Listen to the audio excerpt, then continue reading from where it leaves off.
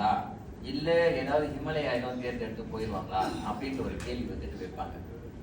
So என்னுடைய concept வந்துட்டு என்னன்னா, நாம எப்படி வாழ்றோன்றத பார்த்து வந்துட்டு பிறர் வந்து பின்பற்றி வருவாங்க அப்படின்றதுனால நான் வந்துட்டு எப்படி இருந்தேன்னா, என்னுடைய லைஃப்ல வந்துட்டு ரெண்டு விஷயத்தையும் வந்துட்டு பேலன்ஸ் பண்ணி எப்படி பேலன்ஸ் பண்றது அப்படின்றத நான் வந்து கத்துக்கிட்டேன். இது என்னுடைய குரு பிஎன்எஸ் ஐயங்கார், திருமலை கிருஷ்ணமாச்சாரியா, அதுக்கு மேல இருந்த எல்லா குருமார்களும் வந்துட்டு குடும்ப வாழ்க்கையில் இருந்தே ஆன்மீக வாழ்க்கையை வந்துட்டு தொடர்ந்து பின்பற்றி வந்தாங்க.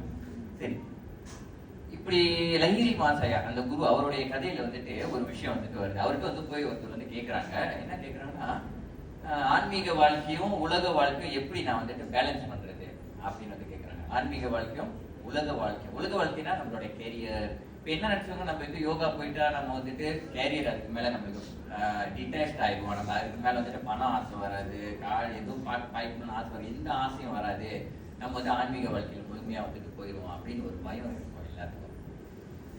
அப்போ அவர்கிட்ட போய் கேட்கறாங்க. அவர் சொல்றாரு, நீ என்ன பண்ண, 2 விளக்கு இருக்கு, இந்த 2 விளக்கையும் எடுத்துட்டு போ. ஒரு விளக்கு வந்துட்டு உனக்கு உன்னுடைய நீ போறதுக்கு உண்டான பாதைக்கு உண்டான அந்த வெளிச்சத்தை வந்துட்டு இந்த விளக்கு வச்சு பயன்படுத்திக்கோ. இன்னொரு விளக்கு வந்து எதுக்குன்னா, மற்றவங்க யாராவது வந்தாங்கன்னா அவங்களுக்கு வந்து அந்த விளக்கை காட்டி அவங்களையும் வந்துட்டு நீ கூட்டிட்டு போ அப்படின்னு வந்து சொன்னாங்க. அப்ப அவரும் வந்துட்டு அந்த விளக்கு எடுத்து அந்த ஊர்ல அப்படி நடந்து போறாரு. அப்படி நடந்து போகும்போது அவருடைய விளக்கை பார்க்கும் போது இன்னொரு விளக்கு வந்துட்டு மத்தவங்களுக்கு வந்து காட்ட முடியல. அப்ப மத்தவங்க தடுமாறி வந்து விடுவாங்க. அதே நேரத்துல மத்தவங்களுக்கு விளக்கு காட்டணும்னு நினைக்கும் போது இவருடைய விளக்கு வந்து இவருடைய பாதை வந்து தடுமாறி போகுது. அப்போ வந்துட்டு மறுபடியும் குருட்ட வந்து கேட்கிறாரு, இது என்ன செய்யலாம், இந்த மாதிரி வந்துட்டு இந்த இதை எடுத்தா இங்க தடுமாறுறாங்க, இங்க விட்டா அங்க தடுமாறுறாங்க, எல்லாரும் என்ன செய்யுது அப்படின்னு கேட்கும்போது அந்த குரு வந்து சொல்றாரு, 2த்தையும் ஒன்னா இணைத்து பேலன்ஸா வந்து போ அப்படின்னு சொல்றாரு.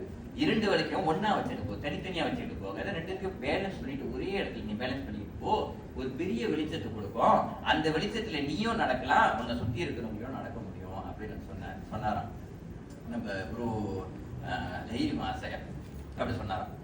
சோ இந்த கதையில இருந்து வந்து நமக்கு என்ன தெரியுதுன்னா, நம்மளுடைய லைஃப்ல வந்துட்டு நான் எப்பவுமே சொல்றது வந்துட்டு என்னன்னா, நாம ஆன்மீக வாழ்க்கையோ இல்ல யோகத்தையோ இல்ல இந்த பயிற்சி முறைகள் வந்து பின்பற்றி வரும்போதே நம்ம உடல்ல வந்துட்டு ஒரு வலிமை வரும், மனதில் வந்துட்டு ஒரு தெளிவு வரும், சிந்தனையில வந்துட்டு ஒரு நல்ல சிந்தனை வந்துட்டு நமக்கு இருக்கும். அதனால உலக வாழ்க்கையை வாழும் போது வந்துட்டு நல்ல முறையில வாழ்றதுக்கு அதுவே வந்து வழிவகுக்கும். நாம எல்லாரும் இன்னைக்கு நம்மளுடைய குரு என்ன சொன்னாரோ அந்த மெசேஜ் வந்துட்டு நான் அவங்க எல்லாத்துக்கும் இருக்காங்க இந்த இடத்துல வந்துட்டு சொல்லணும்னா, எனக்கு இப்போ உள்ள காலகட்டத்துல வந்துட்டு இன்னைக்கு இவ்வளவு பிள்ளைங்களை வந்துட்டு பயிற்சி பண்ணும் போது வந்துட்டு யாரும் பிற்காலத்துல வந்துட்டு அவங்க இன்னும் நிறைய அந்த பாதையில வந்துட்டு ரொம்ப டீப்பா போகும்போது யாரும் வந்து அவங்க வழி மாறி போயிடுவாங்க, ஏதாவது ரொம்ப இதுலயே போயிடுவாங்களோ அப்படின்ற ஒரு பயம் இருக்கவே வேணாம். அப்படியே செஞ்சா கூட நானே வந்து அவங்கள மறுபடியும் உள்ள கூட்டிட்டு வந்துடுவேன். இப்ப என்னோட ஸ்டூடெண்ட் எல்லாம் இருக்காங்க, சில பேர் வந்து சொல்லுவாங்க, மாஸ்டர் நான் இப்படியே காசி வாரணாசியும் போக போறேன்னு நினைக்கிறேன், அப்படி இல்ல ஹிமாலயாவுக்கு போறேன்னு சொல்லியிருக்காங்க, என்கிட்ட சொல்லியிருக்காங்க. நான் அவங்கள்ட்ட சொல்லுவேன், எந்த புகையில நீ போய் உக்காந்தாலும் அந்த புகையில நான் வந்து உட்காந்து வந்துட்டு கூட்டிட்டு போயிருக்கேன். அதனால நம்மளுக்கு வந்துட்டு சமுதாயத்துல நமக்கு வந்துட்டு நிறைய கடமைகள் இருக்கு.